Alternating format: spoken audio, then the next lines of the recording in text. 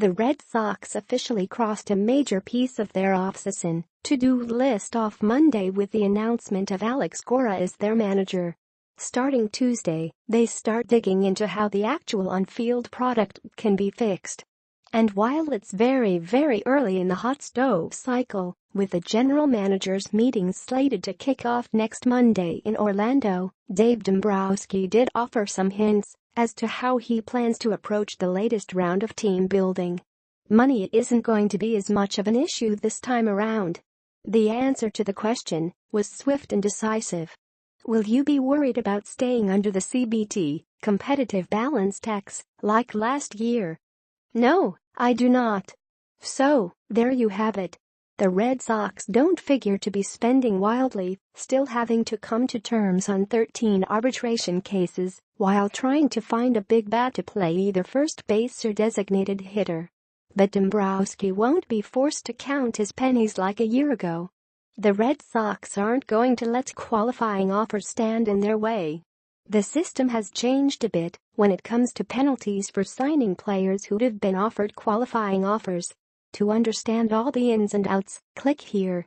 But what Dombrowski made clear on Monday is that if there is a player he wants to target, the risk of giving up draft picks to do so isn't going to give him too much pause.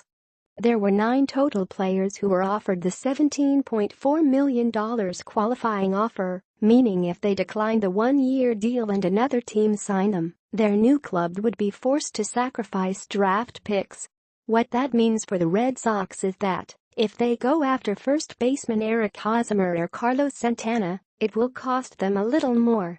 The other free agents who were extended qualifying offers include Jake Arrieta, Lorenzo Cain, Alex Cobb, Wade Davis, Greg Holland, Lance Lynn, and Mike Moustakas.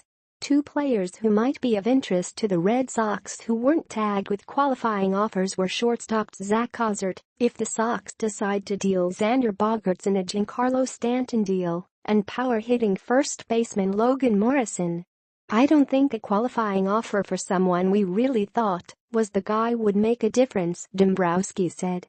Hanley Ramirez might actually be moving back to first base. Dombrowski explained that the surgery on Ramirez's left shoulder came as somewhat of a surprise, with the righty hitter deciding on the procedure after meeting with Dr. James Andrews shortly after the season. And besides using shoulder correction to get better offensive production, it appears as though the move might also be able to offer the Red Sox more positional flexibility. Well, the doctor told him we should be able to anticipate him playing first base if we need him to, the president of baseball operations said. He said with the surgery he had he should have no limitations with his left arm, left shoulder, moving his glove around. That's not to say he'll be our first baseman, because we may decide to have a first baseman and have him DH. But the anticipation is he'll be able to play first base for us. This, of course, is a sign that the Red Sox won't shy away from pursuing the likes of J.D. Martinez, an outfielder who would almost certainly be called upon to serve as the team's designated hitter if signed. The other route it might go is to make a run at Hosmer, pushing Ramirez back to the DH spot. Don't expect a big acquisition at second base.